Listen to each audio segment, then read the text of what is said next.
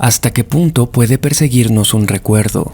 ¿Por cuánto tiempo puede un suceso estarnos cazando, acechando, disfrutando de la persecución, porque sabe que sabemos que no hay escapatoria? El Señor sin boca. Así es como mi mente infantil bautizó a una criatura que lleva años intentando atraparme, aunque no sé para qué, y creería que estoy loco, de no ser porque mi madre me contó algo muy curioso hace poco. Pero comencemos por el principio, o por lo que yo considero al menos fue el principio de esta pesadilla. Durante mi infancia, mis papás solían llevarme a una de esas franquicias de hamburguesas cuya mascota es un payaso. Era un lugar que me encantaba y que visitábamos varias veces al mes. No quiero sonar pedante, pero en esa época, durante los 90, el ambiente en esos sitios era muy diferente al de ahora, comenzando por la calidad y novedoso de los juguetes en los meals para niños. Los tuve casi todos. Soy coleccionista por naturaleza y en ese tiempo siempre buscaba tener todos los juguetes promocionales que salían en cada temporada. Al haber sido hijo único, digamos que gocé de los privilegios económicos de una familia de 3, donde ambos padres trabajaban. En sus días libres se dedicaban a consentirme. Y aquel restaurante de hamburguesas era mi lugar favorito, por el reconfortante aroma de las papas, la soda de refil infinito, pero sobre todo, el área de juegos. Había una enorme zona para jugar pasando las mesas, llena de túneles, torres, toboganes, redes y puentes colgantes que llegaban hasta el techo. Seguramente por mi edad la recuerdo mucho más grande de lo que era, pero creo que me comprenderás. Durante la infancia, la zona de juegos es para nosotros como una ciudad. Yo conocía ese lugar como la palma de mi mano. Me encantaba subir hasta lo más alto de una torre en el extremo derecho, donde había una especie de ventana redonda por donde se veía todo el restaurante. La verdad, no me fascinaba convivir con otros niños. Casi siempre escalaba hasta ese punto, alejado del resto, y me ponía a pretender que estaba en un submarino o jugaba con lo que me había salido en la cajita. Fue en una de estas ocasiones, cuando tenía 7 años, en la que mis papás me llevaron a este lugar y estaba casi vacío, lo cual me puso bastante contento, ya que tendría los juegos para mí solo. La hora de irnos se tuvo que posponer, ya que comenzó a caer una fuerte tormenta que se prolongó más de lo esperado, así que tuve tiempo extra para jugar. Aún recuerdo estar en la torre, oyendo el agua caer pesadamente sobre el techo. Podía ver por las ventanas el cielo gris, casi negro, y apenas 6 o 7 personas en el restaurante, incluyéndonos. Pero me sentía seguro, en mi pequeña cabina de submarino, observando todo. Estaba ahí sentado cuando de repente escuché que alguien se acercaba. Por uno de los túneles de acceso, alguien gateaba de manera pesada y agitada. Puse mi cara de pocos amigos para que niña o niño que se asomara viera que el sitio estaba ocupado y volviera por donde había venido, pero nada me pudo preparar para lo que estaba a punto de ocurrir. Para mi sorpresa, del túnel emergió lo que parecía ser una persona adulta, pero sería difícil de explicar. Era como un niño, pero muy grande, como alargado de manera antinatural, no sé si me entienden. Primero vi sus manos y brazos, muy delgados y pálidos, con la piel estirada y colgante. Después asomó la cabeza, no tenía nada de cabello y su piel se acumulaba en arrugas por la nuca. Luego volteó hacia mí, tenía una frente enorme, o la cara demasiado abajo. Era como si intentara pegar la barbilla al pecho, como cuando doblas una sábana. Un par de orejas bastante grandes y flácidas, sus ojos eran pequeños, con una apariencia de roedor, cejas medio pobladas de tono cobrizo, una nariz aplastada y lo más aterrador es que no tenía boca. Llevaba una playera de Digimon, muy desgastada, decolorada por el sol. No tenía pantalones ni shorts, solo una pieza de ropa interior con la misma apariencia raída. A pesar de mi edad, yo no era ajeno a personas de apariencia peculiar. Estaba asustado, sí, pero para mí simplemente se trataba de una persona no grata a la vista y nada más. Se me quedó viendo por unos segundos, apoyado sobre sus manos y rodillas, ocultando medio rostro detrás de su hombro. Entonces se giró y se sentó frente a mí. Ahora ambos estábamos en la cabina. Yo estaba ya muy nervioso. Tenía mucho miedo, pero no sabía qué hacer. No podía irme.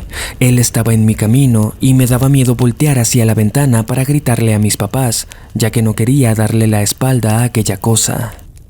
No podía quitar mi vista de su boca, o más bien de donde la gente normal tiene una.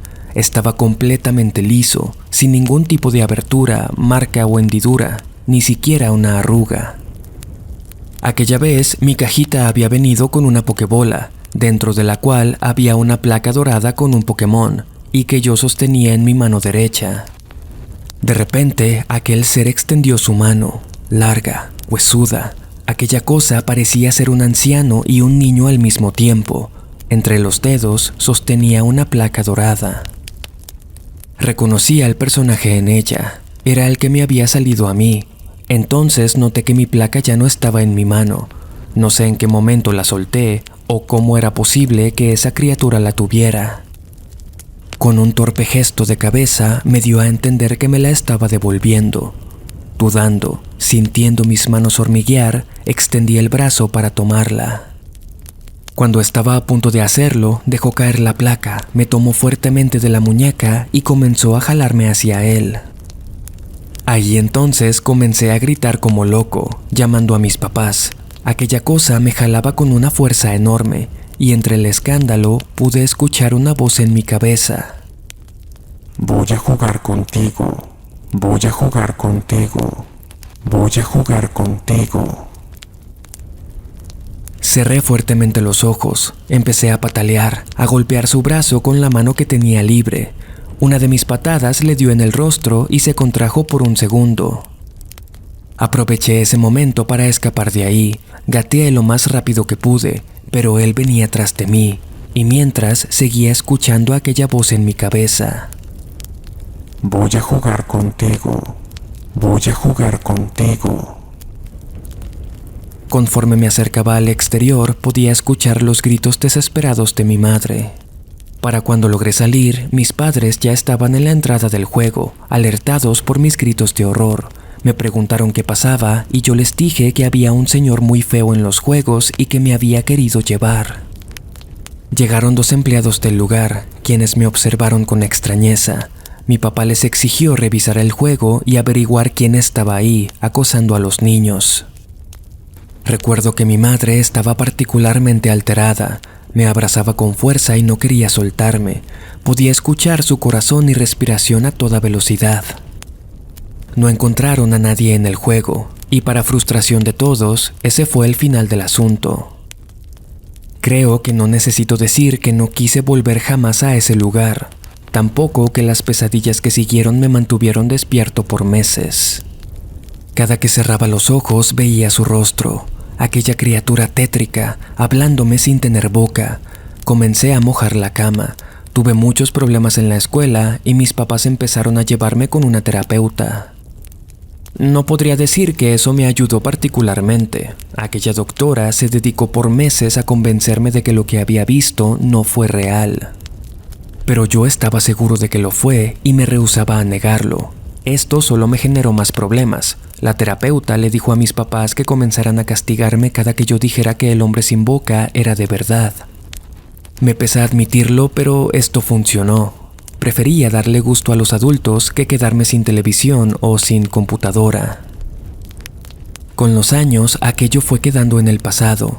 Comencé a crecer y conforme lo hacía, esa memoria se fue haciendo cada vez más y más borrosa, hasta quedar sepultada bien profundo en mi inconsciente. Cuando tenía 15 años, mis padres se separaron, casi al mismo tiempo que yo empezaba la prepa. Mi papá se fue de la casa, quedándome yo con mi mamá. Fue una experiencia muy dura. Afortunadamente, en la preparatoria conocí gente de inmediato y comencé a hacer amigos, aunque debo admitir que no eran precisamente las mejores influencias. Por otro lado, para bien o para mal, hicieron más llevadera la situación. Detrás de la prepa había un canal, casi al final del vecindario, lleno de vegetación, basura y escombro. Ese era nuestro sitio de reunión para antes y después de clases. Julián, Fabiola, Esteban y yo nos juntábamos ahí a fumar y pasar el rato. despreocupados, arrojando cosas al canal o recostados, viendo pasar el tiempo. Incluso había veces que no entrábamos a ninguna clase y pasábamos todo el día ahí. Fabiola me gustaba y siempre buscaba motivos para quedarme a solas con ella. En una ocasión, para mi gran suerte, Julián y Esteban faltaron a la escuela, así que ella y yo fuimos al canal. No los voy a aburrir con detalles. En medio de una intensa sesión de besos y tocamientos, mientras mi mano apretaba su muslo por debajo de su falda y la suya hacía lo pertinente entre mis piernas, abrí los ojos por un instante y vi algo detrás de ella. Medio oculto en la maleza, entre la sombra y las hojas, lo vi de nuevo. Era el señor sin boca, agazapado, con la cabeza inclinada hacia adelante, mirándome fijamente. Sentí un vuelco en el estómago y el reflujo subir por mi esófago. Aquel ha sido de los momentos más humillantes de mi vida. Regurgité mientras besaba a Fabiola y lo que salió de mí terminó en su boca. Todo pasó muy rápido. Ella me empujó mientras se apartaba a escupir, dando fuertes arcadas, vociferando lo asqueroso que era. Pero yo estaba paralizado. Volví la vista a aquel punto, pero el señor sin boca ya no estaba. Por supuesto, aquello significó el fin de mi oportunidad con Fabiola, y la anécdota me convirtió en el hazmerreír de mi nuevo grupo de amigos, del que terminé por alejarme. Ya lo había olvidado, pero aquella visión me regresó a cuando tenía 7 años. Ahora sentía un miedo constante, me volvía aún más ausente y temeroso. Por aquella época, mi mamá había comenzado a trabajar, ya que mi papá prácticamente nos había abandonado, por lo que solía pasar las tardes a solas en casa. Mi mamá llegaba normalmente pasadas las 9, exhausta y directo a su cuarto, luego de saludarme y preguntarme distraídamente cómo me había ido, sin quedarse mucho tiempo a escuchar mi respuesta. Pues bien, una tarde en la que volvía a casa después de la escuela, estaba esperando el cambio de semáforo para cruzar la calle. Del mismo modo, llegó una señora con su hija tomada de la mano. La niña no debía haber tenido más de 5 años. Llevaba uniforme de kinder y una hoja de papel en una de sus manos. Desde que llegaron, no me quitó la vista de encima. A mí no me agradaban mucho los niños y comencé a irritarme al no dejar de sentir su mirada. Entonces volteé a verla fijamente también, para ver si la asustaba, pero no fue así. Cuando vi su rostro, me di cuenta que tenía síndrome de Down. Entonces me sentí un poco mal por haberme molestado. Le ofrecí una tímida sonrisa y al momento que el semáforo cambiaba, me extendió la hoja de papel para dármela. Su mamá le tiró del brazo y se alejaron. Yo, conmovido por el gesto, miré el papel mientras cruzaba la calle. Casi me da un infarto. Era un dibujo del señor sin boca, con la apariencia de haber sido dibujado por un niño pequeño, pero indudablemente él, de cuclillas, acechante, con esa mirada vacía y a la vez llena de maldad. De la impresión me detuve en medio de la calle, sin darme cuenta que el semáforo había cambiado de nuevo. Salí del estupor cuando sentí un carro pasar muy cerca de mí a gran velocidad, sonando el claxon y rozando muy cerca de mi mochila. Aceleré el paso, esquivando los carros y arrugando aquella hoja en mi puño. La tiré en un alcantarillado abierto que había por ahí. Llegué a mi casa agitado, asustado y confundido. ¿Qué clase de enferma coincidencia había sido aquella? De repente me arrepentí de haber tirado el dibujo. Tal vez lo había visto mal, tal vez mi imaginación lo había relacionado todo y ya. Me senté en el sofá y encendí el televisor. Las caricaturas me distrajeron un poco. Fui por mi laptop a mi habitación y regresé a la sala para conectarme a Messenger. Casi de inmediato me llegó un mensaje de Fabiola. Habían pasado varias semanas desde aquel incidente, pero dijo que quería verme, que me extrañaba, que el grupo no era lo mismo sin mí. Me pidió vernos. Yo, sintiendo una enorme emoción y un enjambre en el estómago, le dije que mi casa estaba sola, que podía venir si quería, y a ella le pareció una idea perfecta. Me entusiasmaba volverla a ver, de verdad me gustaba. Así que recogí lo mejor que pude, me puse uno de mis mejores cambios y una cantidad, tal vez algo exagerada, de perfume. A los 15 minutos sonó el timbre. Creyendo que era ella, miré por la mirilla de la puerta, pero no había nadie. Abrí suponiendo que era una broma. Salí y miré hacia los extremos de la cuadra, pero nada. Soy tonto, pero no estoy loco, pensé. Había escuchado claramente el timbre, el cual solo suena cuando lo presionas y jamás había fallado. En fin, entré de nuevo y cerré la puerta. Fui a la cocina por un vaso de agua y mientras bebía, el timbre sonó nuevamente. Esta vez mi corazón se aceleró al confirmar que Fabiola estaba en la puerta. Cuando abrí, ella me abrazó muy fuerte. Yo la correspondí. Aquel momento me hizo olvidarme de todo lo malo que estaba pasando en mi vida.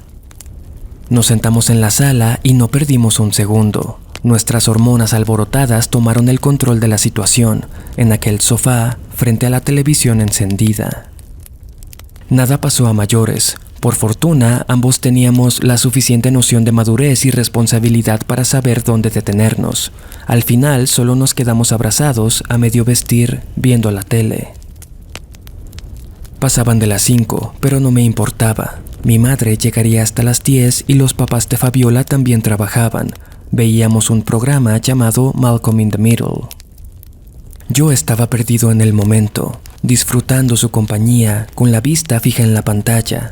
De repente, el programa pasó a un corte comercial con un anuncio de una popular medicina para la gastritis, el cual se transmitía como 500 veces al día. Pero en cierto momento, un segundo de estática, y casi de forma imperceptible lo volví a ver. El hombre sin boca, entre las líneas y píxeles dispersos, ahí estaba. Fabiola debió sentir cómo me contraje y me preguntó si todo estaba bien. Yo me incorporé para sentarme al tiempo que la empujaba, casi tirándola del sofá. «¿Qué te pasa?», me dijo. «Obvio tú no lo viste, ¿verdad?». «¿Qué cosa?», me preguntó con una expresión confundida y molesta. «La cosa en la tele, la persona esa sin boca, ahorita en el anuncio», le dije tartamudeando con una voz temblorosa. «No, yo no vi nada. ¿Seguro que estás bien?». Le pedí que se fuera. Más bien, le exigí que saliera de la casa, sin dignarme a darle una explicación. Aquella vez sería definitivamente la última que hablaría con ella. Cuando me quedé solo, sentí una sensación muy extraña. Apagué la televisión. En el ambiente solo se escuchaba algo parecido a estática, con ese silencio abrumador de una casa vacía, de una casa triste. Me senté en el suelo y comencé a llorar. Me sentía como un imbécil, como la persona más desdichada del mundo. No podía creer lo que me estaba pasando. Me sentía enfermo, inestable y lleno de ira. Mi madre decidió que era momento de que volviera a terapia. Esta vez mi diagnóstico me envió con el psiquiatra, quien me recetó un tratamiento para la ansiedad y la depresión. Pasé así el resto de mi prepa y la universidad. El señor sin boca volvió a convertirse en una memoria borrosa que me acechaba muy a la larga y de un modo más inofensivo. Hace 5 años me casé con una mujer que conocí durante un viaje a Europa, en Ámsterdam. Sara, originaria de Edimburgo, Escocia. Comenzamos una amistad a la distancia que se convirtió en amor. Se vino a vivir a México y hace 2 años tuvimos una bebé, Amelia. Más o menos 4 meses después de nacida, una noche comencé a escuchar ruidos en la casa que me despertaron. Rentábamos un pequeño departamento con 2 habitaciones. Ambas puertas estaban abiertas para que pudiéramos estar muy pendientes de Amelia por si despertaba. En aquella ocasión escuché como si alguien caminara por el pasillo entre los cuartos. No eran pasos pesados, más bien del tipo que hace alguien cuando camina descalzo, más como una sensación que un sonido. Abrí los ojos. Todo estaba en penumbra. Acostado de lado, frente a mí, podía ver la puerta del cuarto de Amelia y uno de los extremos de su cuna, pero esta vez había algo más.